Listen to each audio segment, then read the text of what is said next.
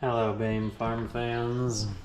Well, it's been raining, and it's late April, so it's still fix-it time. It's not farming time yet. By the time I get this video out, it's probably farming time, and it may get interrupted by farming time. But, so the skid steer's been having issues, and I've been always parking it with the boom locked up, just in case it wouldn't start. And I got to a point this winter where it wouldn't start. We couldn't dump enough ether into it, no amounts of fresh gas, nothing else. We think it's got a burnt valve and or a blown head gasket on one cylinder. And finally today we sourced a rebuilt engine. We don't have it here, but it's sitting on somebody's shelf in the US. Parts are incredibly not available right now, even though a lot of places list online parts for these Wisconsins. Apparently they don't have them in the warehouse. So let's start the wrenching. We'll get this pulled out. I gotta take the back off to get the engine out. We'll see how long this takes, but I'm glad not to have to rebuild it. I mean, the parts, we can buy a rebuilt one for maybe, I don't know, a little less than twice, if we could buy the parts to fix it. And we'll have this done in, say, a couple of days instead of weeks, taking it fully apart, because I really miss this thing. Using the loader tractor now is just, too much work. I've gotten used to the maneuverability of a skid steer and a tractor so big and bulky. Okay, time for fast work, less talky.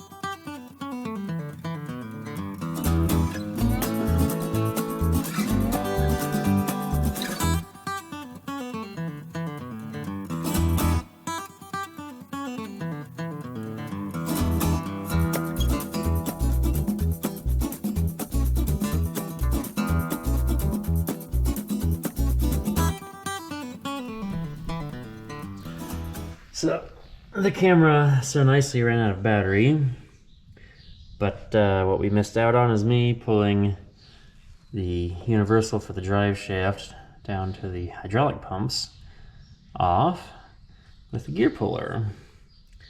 And now we have, well, a new engine sitting out front that has many less leaks and everything. Let's go take a look at it. See what the difference is. Note what we have here, and let's go look at some differences. Ta-da! Yes. This is a military surplus rebuild that I found in northern Ohio. This isn't too incredibly far away. And, well, somebody had a whole load of these things they bought a while ago, and well, I got one. It's got some extra stuff like this Rockford clutch on the back. You need to get rid of that, and the air cleaner setup's different. I mean, everything else is the same. We just got to take the air cleaner off. We'll see if that little exhaust system works, or they got to put ours back on. That may get in the way of the lift boom. We'll see.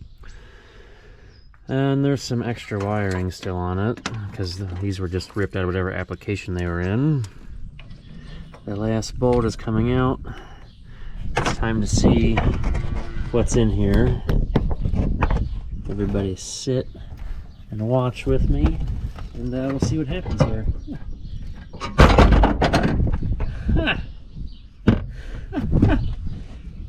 Wait a second. Oh, that's normal. Kind of surprised me though when it fell apart, and that's what I got. A wee bit surprising. So it looks like there's 3 clutch disc pieces. That is very interesting how they put that together, that you can replace the fibers without having to take that all apart. Interesting, very interesting. We push the lever. I don't know if you can see that. Engagement and disengagement doesn't take a whole lot. Probably should have left that engaged. Those all fit in there. Looks like a I don't know, kind of what they do on the combine. They don't do that on cars necessarily, but it works. You're either on or you're off. Oh man, we gotta figure out how to get this flywheel off, and I bet those bolts are used to push against something. Time to start undoing bolts and see what falls apart. Okay, never fear, the pilot bearing puller is here. Huh. Well, that was extra easy. Because, like, there's got to be something that holds it on. I think we can... I got this puller here that we can set up and hit these two holes, but something has to be holding this on more. Like, it doesn't just slide on, something's got to keep it tight. Looks like we need, some sort of Allen wrench to break that loose. Well, there's always a way to do something.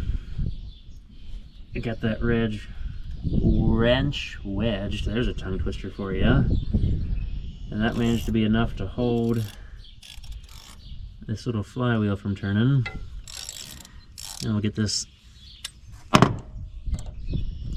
little cap screw out of here. And they put a little, I don't know, we'll say locking washer. I've never seen that before on one of these chamfered inverted hexes, and I'm sure there's some special name, but who cares? Now, we should be able to pull this out. There's a washer in here. I don't know how to retrieve that, but it should just fall out at us, hopefully.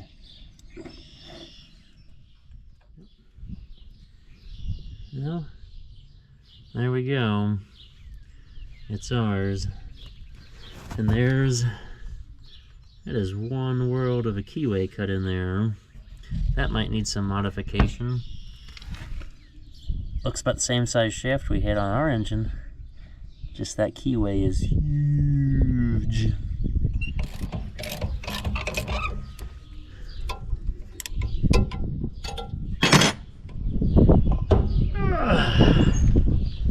I even put oh wait, no, it's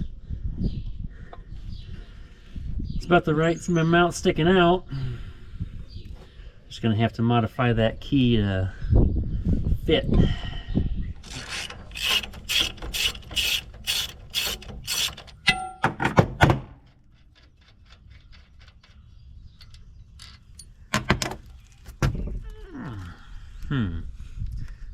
Well, where's that rubber mallet? Got some knife. Ta-da!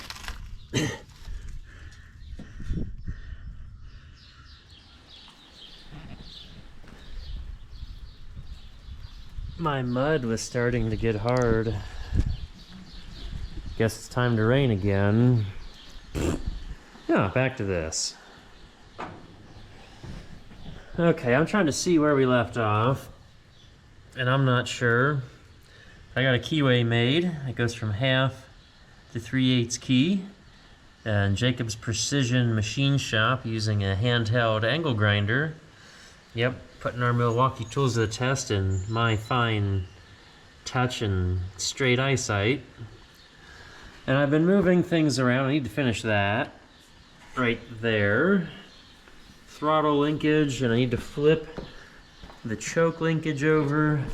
You gotta plug that hole, which this carburetor has that hole. There was an electric shutoff on the other one. I need to trade oil pans, because the oil pans are different where they drain. And when the skid plate's on here, we can only drain out the middle, and the other one wants to come out the side. And I need to get rid of that alternator mount, because the new one has an alternator mount built in. Yeah, right there. I did get the drive shaft fixed. Well, I don't know about fixed. I put it back in and put a new universal joint since, hey, it's apart, we can get to it now. It slides on by hand nicely. Don't have to work at it too hard.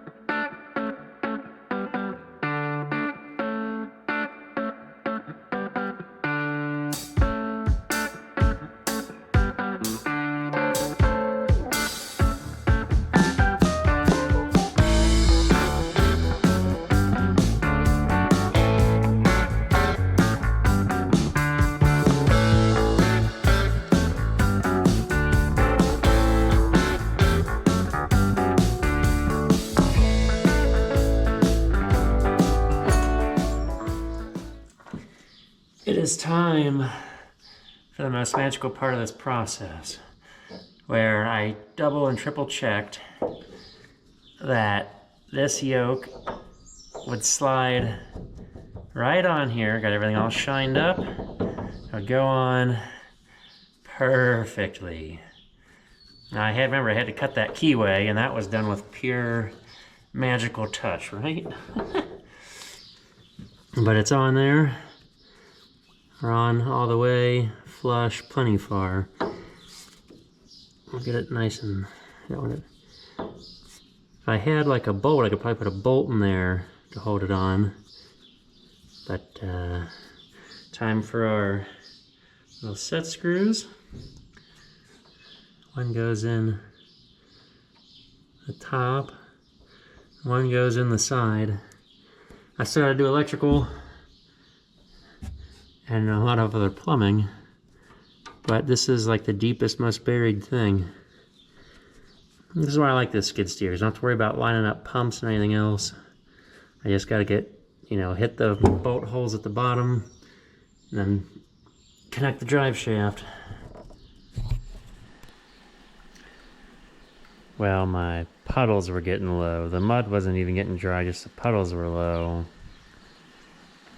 Can you hear that on the roof?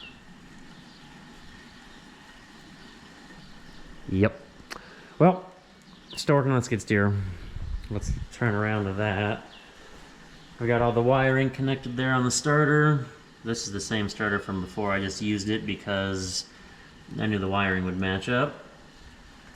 Intake is on. We have an exhaust, choke, and the throttle linkage are all connected. Obviously we saw the drive shaft go on. Alternator is wired up down there. So we just need to put the very back on and the shields and a bunch of pretty stuff. Toss some fuel in it and hope for the best. Just because we're putting a new engine in, we're doing an oil change. I don't think it needed an oil change because this engine sat for a while and the previous owner just changed the oil on it before it sat and sat and sat. He had bought a bunch of these through some sort of government deal, buying military surplus, and apparently these Wisconsin engines had been rebuilt, and he bought, I don't know, a semi-load, or sounds like he bought a bunch of them. They came in all crated up, and he went through and made sure they ran, and I'm guessing they might have, when the government quit using them, drain the oil out, so that way they didn't get oil slicks everywhere, just in case, precautionary tales. But we're putting small engine oil, 30 weight in it. You know what small engines are? Air-cooled. So I guess the thought is that small engine oil, or small engines being air-cooled, the oil is hopefully formulated to be baked and not well cooled. So I guess that's our plan, and see if it works. We'll let you know in a couple of years.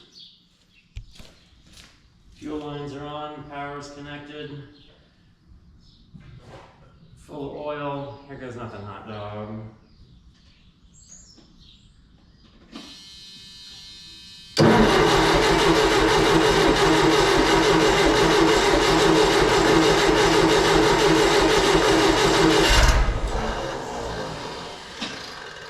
Well, we got a fire. Got a little something.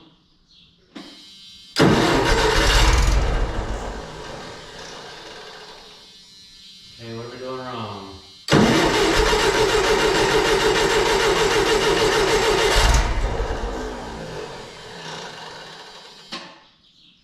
Well, there's always something. We get one fire and then nothing, so what are we doing wrong? Everything is mostly the same enough. Okay, so off camera I learned a trick. Now, we're already rolling now.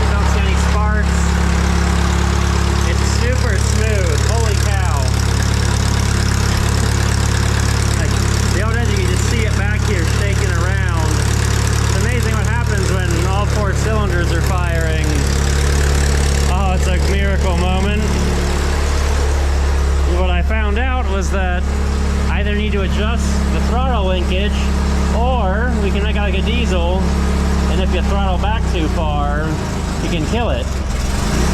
But for some reason with the old one, we did not have much throttle control. Like, it was pretty much everything. You didn't really slow it down sometimes unless you're under a load.